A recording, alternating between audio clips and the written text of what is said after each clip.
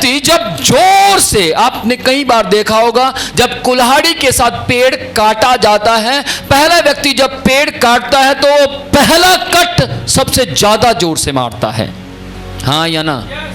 तो यीशु मसीह की बॉडी के ऊपर पहला कोड़ा सबसे ज्यादा जोर से पड़ा था, समझ पा रहे हैं? उसके बाद दूसरा व्यक्ति खड़ा किया गया। सोचिए उस दूसरे व्यक्ति ने कितनी जोर से मारा होगा, क्योंकि वो भी पहला मार रहा था। तीसरा व्यक्ति खड़ा किया गया और तीसरे व्यक्ति ने सोचिए कितने जोर से मारा होगा। 3 व्यक्ति खड़े किए गए, हाँ या ना? उसके बाद चौथा भी खड़ा किया गया। एक व्यक्ति ने 10 मारे, दूसरे ने 10 मारे, तीसरे ने 10 मारे। तीनों की कोशिश यह थी कि मेरे 10 में ही ये खत्म हो जाए, मेरे 10 में ही ये मर जाए। फिर चौथे को मौका दिया गया और चौथे ने, सोचिए, ये सोचा होगा इन 3 के जोर से ये नहीं मरा, मेरे मारने से ये मरना चाहिए। मैं आपको बताना चाहता हूं, रोम सरकार के पिलातुस ने उनके ऊपर कोड़ा मारने का ऑर्डर पास किया था, जान से मारने का ऑर्डर पास नहीं किया था। लेकिन वहां की सरकार के अंडर जो था व्यक्ति, वो यीशु मसीह से नफरत खाता था और वो चाहता था कि यीशु मसीह कोड़ों में ही मर जाए, कोड़े खाने से ही मर जाए। लेकिन कितनी हैरानी की बात है, 39 कोड़े यीशु मसीह के शरीर पर मारे गए, 39 कोड़े यीशु मसीह के प्राण को नहीं ले पाए। एक कोड़े से 50 ग्राम मांस उतर जाता है, 50 ग्राम मांस उतर जाता है। और यीशु मसीह को 39 कोड़े मारे गए। अब आप सोचिए कितना मांस यीशु मसीह का उतार दिया गया था, लगभग 1950 ग्राम यीशु मसीह का बॉडी से मांस उतर चुका था। सोचिए, पिछले दिनों में मेरे बेटे के यहां पर चोट लग गई और मैं देख रहा था वो इतनी सी चोट से तड़प रहा था, इतनी सी चोट से चलने का तरीका बदल गया, इतनी सी चोट थी। वो मां का दर्द मां ही समझ सकती है। हम दोनों को लग रहा था माय गॉड, लेकिन उसकी चोट उसको कुछ सिखा रही थी, उसकी चोट मुझे कुछ सिखा रही थी, उसकी चोट मां को कुछ सिखा रही थी। लेकिन ध्यान से सुनिएगा, यीशु मसीह के शरीर पर पड़ने वाली चोट यीशु मसीह को कुछ नहीं सिखा रही थी, कुछ सिखा नहीं रही थी। आपके शरीर पर कोई भी चोट पड़ती है, आपको समझ आ जाती है, अब मैं यहां से नहीं निकलूंगा, अब मैं ये मिस्टेक नहीं करूंगा, अब मैं ये गलती नहीं करूंगा। लेकिन यीशु मसीह के शरीर पर पड़ने वाला एक एक कोड़ा यीशु मसीह को कुछ सिखा नहीं रहा था। किस किस को समझ आ रही है? कुछ भी सिखा नहीं रहा था, बल्कि यीशु मसीह के शरीर पर पड़ने वाला एक एक कोड़ा आपको और मुझे सिखाने के लिए मारा गया था। Praise the Lord. ये गहरी बात है, ये बहुत गहरी बात है। मेरे पूरे रोंगटे खड़े हो चुके हैं। इसको समझिए कि यीशु मसीह ने किस तरीके की मार को सहा। आपको अपने बेटे की मार समझ आती है, आपको अपनी बेटी का दर्द समझ आता है। एक मां के सामने एक बच्चा रोटी मांगे और रोए तो मां समझ जाती है मेरा बच्चा रोटी मांग रहा है। एक मां को पता लगे उसके बेटे को कोई मार रहा है तो मां सब कुछ छोड़कर भाग जाती है। एक बेटे के सामने उसके बेटे को दर्द दिया जाए तो समझ जाता है दर्द क्या होता है। लेकिन सोचिए आपको यीशु का दर्द समझ क्यों आ रहा है? आपको क्यों यीशु मसीह की मृत्यु समझ आ रही है? बाइबल कहती है मूर्ख व्यक्ति के लिए यीशु मसीह की मृत्यु मूर्खता है, अधर्मी व्यक्ति के लिए यीशु मसीह की मृत्यु मूर्खता है। जो लोग यीशु की मौत पर विश्वास नहीं करते वे लोग कहते ये तो मूर्खता है, लेकिन जो विश्वास करते हैं वो मूर्खता नहीं कहते, परंतु वे यीशु के दर्द को अपनी बॉडी में महसूस करते हैं। आमीन। पौलुस जी बड़े अच्छे तरीके से यीशु के जख्मों को अपनी बॉडी में महसूस करते हैं। पौलुस जी कहते हैं मैं मसीह यीशु के दाग को अपनी देह में लिए फिरता हूं। इसीलिए पौलुस जी यीशु मसीह का प्रचार, यीशु मसीह की मृत्यु का प्रचार सेम वैसे कर पाए जैसा उन्होंने देखा भी नहीं था। पौलुस जी ने यीशु मसीह को मरते हुए अपनी आंखों से नहीं देखा था, लेकिन चेलों ने देखा था। ये शब्द चेले नहीं कह पाए जो शब्द पौलुस जी ने कह दिया। चेलों ने अभी तक ये बात नहीं बोली थी कि हम यीशु के दाग को, यीशु के जख्मों को अपनी देह में लिए फिरते, लेकिन पौलुस जी ने कह दिया कि मैं यीशु के जख्म को अपनी देह में लिए हुए फिरता हूं और करता हूं उसकी मृत्यु को समझो। आमीन। यदि आज आप यीशु के जख्म को समझ पाए तो उसका कारण आपके ऊपर यीशु का अनुग्रह है। यदि आज आप समझ पा रहे हैं यीशु की मृत्यु क्या है,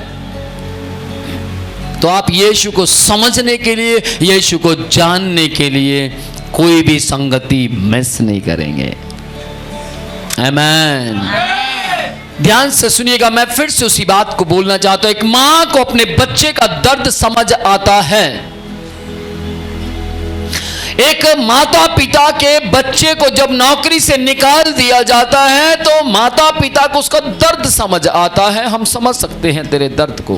कारण क्या है? माता पिता भी ऐसे ही दौर से निकले हैं। लेकिन सोचिए, यीशु मसीह के कोड़े पड़ने का कारण यीशु मसीह को समझाना नहीं था, परंतु यीशु मसीह के मार खाने का कारण पूरे संसार को समझाना था। Praise the Lord. Yishu Masih ने एक शब्द कहा, हे पिता यदि हो सके तो इस कटोरे को मेरे सामने से, ऊंची आवाज में बोलिए, क्या बोला? हटा लीजिए। क्या यीशु मसीह क्रूस की मृत्यु से डर गए थे? मैंने किसी को प्रचार करते हुए सुना और वो प्रचार करते हुए कह रहे थे कि यीशु मसीह मृत्यु से डर गए थे। मुझे वहीं पर बैठे बैठे हंसी आ गई। मैं हंसने लगा। मेरा यीशु डरा नहीं था। यीशु मसीह ने तो डरने वालों से कहा मत डर, मैं तेरे साथ हूं। यीशु मसीह डरने वालों में से नहीं है। यीशु मसीह डरपोक नहीं था, लेकिन यीशु मसीह ने कहा, हे पिता यदि हो सके तो इस कटोरे को मेरे सामने से हटा ले। कहां पता लगता है यीशु मसीह ने क्या प्रार्थना की थी, क्या कहा था यीशु मसीह ने? बाइबल कहती है यीशु मसीह पकड़वाए जाने से पहले, मरने से पहले यीशु मसीह गतसमनी बाग में प्रार्थना करने के लिए गए। हाँ या ना? और प्रभु यीशु ने प्रार्थना में समय व्यतीत किया। क्या प्रार्थना की होगी उस समय यीशु मसीह ने? सोचने वाली बात है। हाँ या ना? क्या कहा होगा यीशु मसीह ने? पिता इस कटोरे को हटा ले। बस इतनी घंटों में एक ही बात यीशु मसीह दोहराते रहे? नहीं, यीशु मसीह ने एक प्रार्थना जरूर की होगी, प्रभु परमेश्वर, हे मेरे पिता, मैं संसार के सारे पाप को अपने ऊपर लेने के लिए तैयार हूं।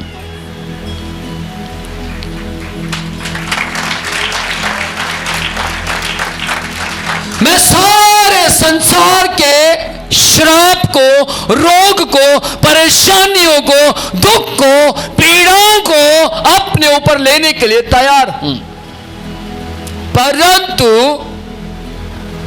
मुझे मालूम है पाप का और पवित्रताई का कोई रिश्ता किस किस को समझ आ रही है?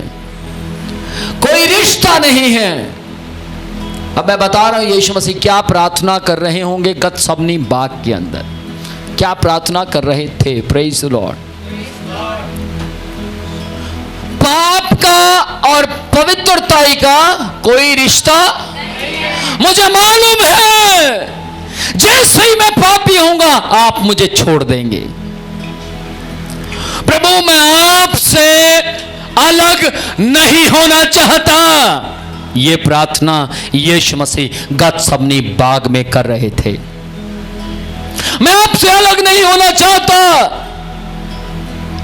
क्योंकि मैं और पिता क्या है? तो एक को आप आधा आधा कैसे करेंगे? मैं अलग नहीं होना चाहता, कोई और तरीका दे दीजिए। प्रभु यदि हो सके तो इस कटोरे को हटाकर कोई और सिस्टम लेकर आइए। हे पिता यदि हो सके तो कटोरा हटा दीजिए, कोई और तरीका लेकर आइए। मैं पापी बनने के लिए तैयार हूं, मैं अपराध कहलाने के लिए तैयार हूं कि मुझे अपराधी कहा जाए, मैं तैयार हूं, हर तरीके से तैयार हूं, लेकिन तुझसे अलग नहीं होना चाहता। Praise Lord. आज ये प्रार्थना आपको और मुझे कुछ सिखाती है। आज ये प्रार्थना आपको और मुझे कुछ सीख देती है, और वो ये है कुछ हो जाए पर यीशु से अलग मत होइए। आमीन आमीन। प्रभु यीशु को आपके और मेरे लिए पापी बनाया। आप और मैं पापी किसके लिए बनेंगे? प्रभु यीशु ने आपको और मुझे पवित्र बनाने के लिए खुद वो पापी बन गए, पर हम किसके लिए पापी बनेंगे?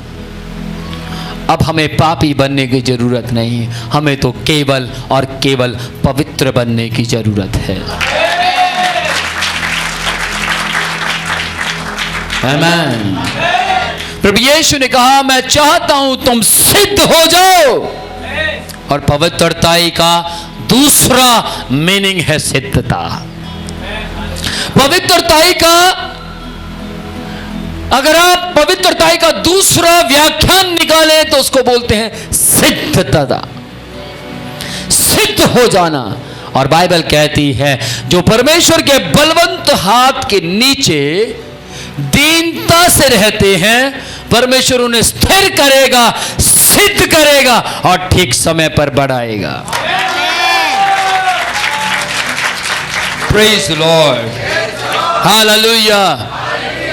यदि आप बढ़ना चाहते हैं अपनी आशीषों में, यदि आप बढ़ना चाहते हैं अपनी बरकतों में, यदि आप बढ़ना चाहते हैं पवित्र आत्मा की सामर्थ में, यदि आप बढ़ना चाहते हैं आत्मिकता में, यदि आप बढ़ना चाहते हैं पवित्रताई में, तो परमेश्वर के बलवंत हाथ के नीचे दीनता से रहना सीख जाएं। आमीन। उसके बलवंत हाथ के नीचे दीनता से रहिए। कोई कुछ कहे तो क्षमा कीजिए, किसी ने कुछ कह दिया तो माफ कीजिए, किसी ने कुछ आपके बारे में बुराइयां की तो क्षमा कीजिए और आगे बढ़िए। उससे साबित हो जाएगा कि आप परमेश्वर के बलवंत हाथ के नीचे दीनता से रहते हैं। आमीन। प्रभु यीशु के प्रार्थना करने में सामर्थ पाई जाती थी भी और है भी। आज भी प्रभु यीशु ने प्रार्थना करना बंद नहीं किया है। वे आज भी प्रार्थना करते हैं उन लोगों के लिए जो अपने कामों में अधिक व्यस्त रहते हैं, ताकि वे अपने समय में से निकालकर, जो कि समय परमेश्वर का है, उस समय में से निकालकर उसको समय दे पाएं। Praise the Lord. बाइबल परमेश्वर का वचन मार्कुस 15 अध्याय उसकी 16 आयत से लेकर अगर आप 39 आयत तक पढ़े तो वहां लिखा है, दुष्ट लोग यीशु मसीह को लेकर गए और जाकर कीलों के साथ काठ में ठोक दिया। प्रभु यीशु को कीलें अपने हाथों में ठुकवानी पड़ी। जिस कील को यीशु मसीह के हाथों में गाड़ दिया गया वो कील करीब 6 इंच की थी। 6 इंच की। सोचिए, इस धरती के ऊपर यदि किसी के हाथ में फांस लग जाए, बांस की फांस या झाड़ू की तिल्ली की फांस, फांस का मतलब बड़ा हल्का सा टिन का, यदि लग जाए तो वो तड़प उठता है, सुई उठाकर निकलवाता है, मेरे फांस लग गई। दांत में कुछ फंस जाए तो आदमी कभी टूथपिक, कभी नेल से, कभी किसी चीज से निकालने की कोशिश करता है। बड़ी छोटी सी बात है, लेकिन आपके यीशु के 6 इंच की कील ठोक दी गई। अब आप कहेंगे बाइबल में तो लिखा नहीं। मैंने शुक्रवार की बात की, आप कहेंगे शुक्रवार के बारे में बाइबल में तो लिखा नहीं। बहुत सी बातें बाइबल में नहीं लिखी, लेकिन जब आप इतिहास को पढ़ते हैं, उसकी खोज करते हैं, तो आपको खोजने से, बाइबल कहती है ढूंढो तो तुम पाओगे, ढूंढने से बहुत कुछ हासिल होता है। Praise the Lord. Yishu Masih के पैरों में कीलें गाड़ दी गई। एक कील जो गाड़ी गई वो 9 इंच की थी। 9 इंच की कील उनके पैरों में गाड़ दी गई और ऊंची आवाज में बोलिए मेरे लिए। 6 इंच की कील उसके दोनों हाथों में गाड़ दी गई, ऊंची आवाज में बोलिए मेरे लिए। यीशु मसीह के सिर पर एक कांटों का ताज रखा गया। एक कांटे की लंबाई 3 इंच की थी। अपनी उंगली देखिए, अपनी उंगली देखिए, या अगर आपको अपनी नहीं दिखती तो दूसरे की देख लीजिए। देखिए 3 इंच कितना होता है। तभी तो मैं पढ़ रहा था कि यीशु मसीह की आंख के पास में आकर वो कांटा ऐसे बाहर आ गया। ऐसे कैसे आ सकता है? यहां से यहां तक, ये देखिए। और यीशु मसीह के बारे में मैं पढ़ रहा था, वो आपके और मेरी तरह उनका फेस नहीं था, बहुत ही स्ट्रांग थे यीशु मसीह। यीशु मसीह का जो सिर था, अगर आप और मैं उनके पास जाकर बैठ जाए बच्चे से लगेंगे, क्योंकि यीशु मसीह की लंबाई भी अच्छी लंबाई थी। Praise the Lord. Yishu Masih की लंबाई करीब 5 फुट 11 और 10 के करीब थी।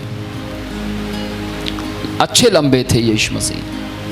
लेकिन ध्यान से सुनिएगा, यीशु मसीह के सर के ऊपर जो कांटों का ताज रखा गया वो 3 इंच का एक कांटा था। और जब कांटों का ताज रखा गया तो वो रखा नहीं जा रहा था, और उसको रखने के लिए दबाया गया। क्या किया गया? दबाया गया, और वो कांटों का ताज यीशु के सिर के अंदर चला गया। सोचिए, कभी कांटा चुभा आपको? कभी कील लगी आपको? तो आप तुरंत क्या करते हैं? टेटनस का इंजेक्शन लगवाने जाते हैं। लेकिन यीशु मसीह के वो पूरा ताज उनके सिर के अंदर डाल दिया गया। कैसा दर्द होगा वो। लेकिन किसके लिए? ऊंची आवाज में बोलिए मेरे लिए। मेरे लिए यीशु मसीह क्रूस पर मरे। मैं एक बात बोलना चाहूंगा, चाहे वो दया सागर फिल्म हो और चाहे passion of the Christ film हो, आप हफ्ते में एक बार जरूर देखिए। रोज हफ्ते में एक बार जरूर उसे देखिए। यदि आप देखते हैं तो आप यीशु मसीह की मृत्यु का प्रचार किए बिना नहीं रह सकते। Praise the Lord.